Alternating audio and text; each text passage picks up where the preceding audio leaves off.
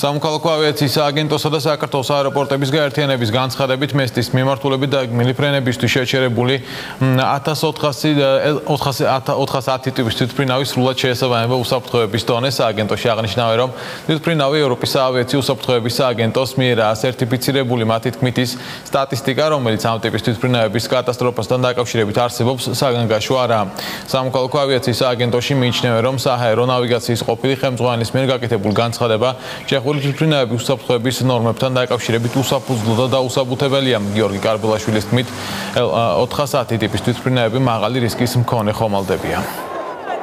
საჰაერო ხომალდები, რომლებიც ყოფებიან ექსპლუატაციაში და არიან სერტიფიცირებულები, წარმოადგენენ უსაფრთხო გადაადგილების საშუალებებს და ზოგადად საავიაციო ტრანსპორტი არის ერთ-ერთი ყველაზე უსაფრთხო ტრანსპორტი დღეს მსოფლიოში. სტატისტიკის მიხედვით, თუ ამოყენთ სტატისტიკა ნახავთ, რომ ეს ტიპის თვითმფრინავი არის ყველაზე შედარებით უსაფრთხო.